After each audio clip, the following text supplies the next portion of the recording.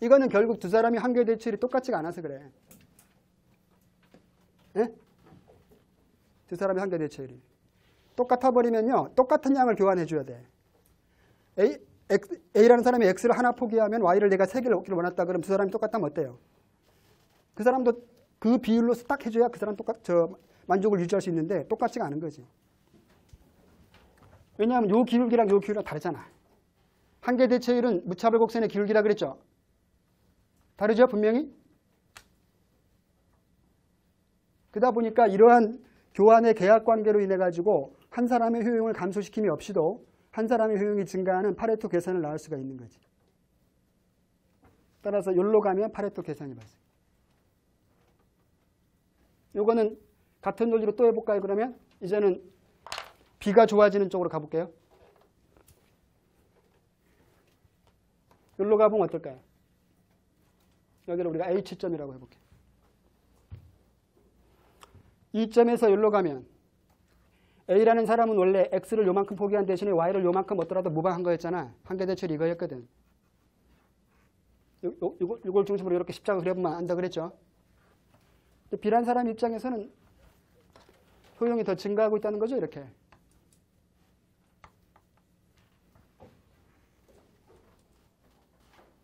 그렇죠? 따라서 A는 불만이 없고 오히려 B는 만족이 증가하고 있고 파레토 계산이죠. 따라서 사회 상태가 이 상태에 있다면 여기로 가든 여기로 가든 다 파레토 계산을 나올 수가 있습니다. 그러면 이제 G로 갈까 H로 갈까 싸움이 있겠죠. 네? 거기에서 나오는 용어가 뭐냐면 바게닝 파워. 영어로 바게닝 파워. 이걸 협상력이라고 번역하더라고. 협상력. 바게닝 파워. 누구한테 협상력이 있느냐? 협상력이 A가 갖고 있느냐? B가 갖고 있느냐? 만약에 협상력이 A가 있다면 어때요? 당연히 일로 가고자 하겠지. 자기는 만족이 증가하잖아. B는 불만이 없으니까 일단. B가 불만이 생겨버리면 아무리 A가 협상력이 있다 하더라도 일로 안 가죠. 왜냐하면 B가 반대할 테니까. 이해돼요? 일단 B는 불만이 없는 상태잖아요. 따라서 일로 가도 나는 무방이니까 협상력이 A가 있다면 일로 갈 것이고, 반대로 협상력이 B가 있다면 그 사회는 일로 가겠죠. 그러면 B는 효용이 증가하니까. 이해돼요? 그 다음에 둘 다 더 좋아질 수도 있지. 조금씩이라도. 어떻게? 이 안으로 들어올 수 있죠. 안으로 들어오면 어떻습니까? 이게 그림이 좀 지저분하니까 우리 첫 시간부터 이렇게 어려운 그림이 지금 이걸로만 그릴게요. 이게 지금 A라는 사람 거. B라는 사람은 이렇게 있고요. 지금 여기에 이렇게 빨간 놈이 이렇게 지나가고 있었고 여기가 G, 여기가 H 이 상태인데 극단적으로 이렇게 가도 사실은 그 사회는 파레토 계산이지 않습니까? 누가 협상력이 있느냐에 따라서 좌우되는 것이고요. 이제 이런 점으로 갈 수도 있거든요. 그러면 A도 증가하고요. 이렇게. B도 증가할 수 있는 거죠. 이렇게. 기존보다.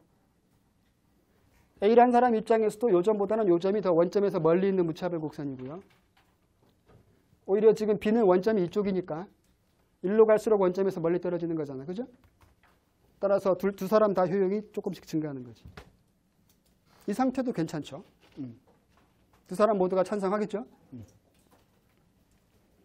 그래서 여러분 책에 보시면은 우리 책에는 지금 편의상 요쪽에다가 지금 최초의 배분 상태를 지금 전제로 하고 있잖아요. 여기를 2점으로 하고 있죠. 같은 거예요. 예?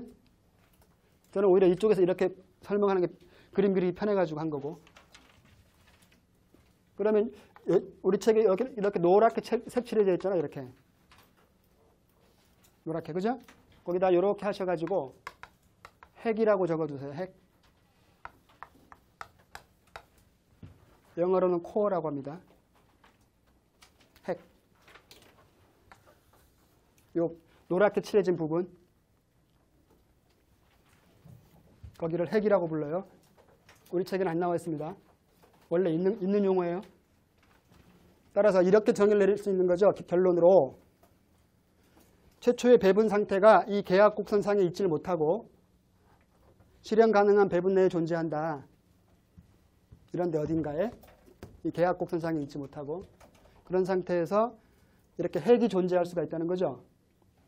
두 사람의 무차별 곡선으로 인해가 이렇게 사람의 짝 째진 눈 모양처럼 이 핵이 존재할 수가 있고 이 핵 속으로의 재배분은 파레토 계산을 알 수 있다는 거죠.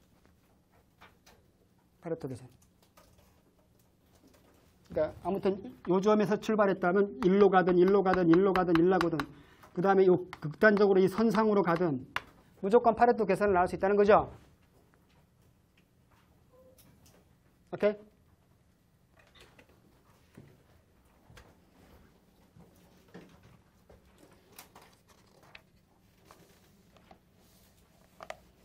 여러분 이 계약 곡선은 뭐냐 하면 이 두 사람의 무차별 곡선이 서로 이렇게 등을 접하는 점들을 연결한 선이라는 거죠. 이런 식으로 서로 이렇게 등을 마주하고 있는 거지. 연속적으로 그려보면 이 지점은 아까 A라는 사람의 무차별 곡선이 이렇게 되는 거죠. 그 다음에 이 H점은 반대로 이렇게 되는 것이고, 그죠? 이 빨간 놈의 선 있지 않습니까? 계약 곡선. 이 놈은 항상 이렇게 두 사람의 무차별 곡선이 서로 이렇게 등을 마주하고 있는 거죠. 따라서 이 점에서의 접선의 기울기를 이렇게 상상해 보시면 A라는 사람의 접선의 기울기도 요 놈, B도 요 놈이 돼버리는 거지. 무차별 곡선의 접선의 기울기는 한계대체율이죠. 따라서 이 계약 곡선이 의미하는 바는 뭐냐 하면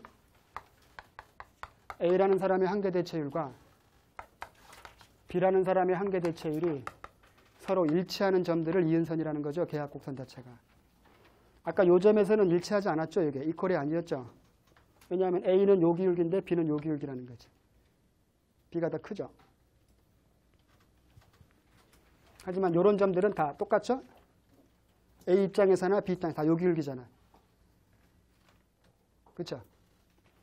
그러니까 잘 이해가 안 되시고 좀 처음에 이 그림들이 어려우니까 이런 점들을 상상해 보시면 A의 한계대체율은 요 기울기, B는 요 기울기 이렇게 일치하지 않음을 금방 확인해 볼 수가 있겠죠. 그런데 이런 점들은 다 똑같다는 거지. 이렇게.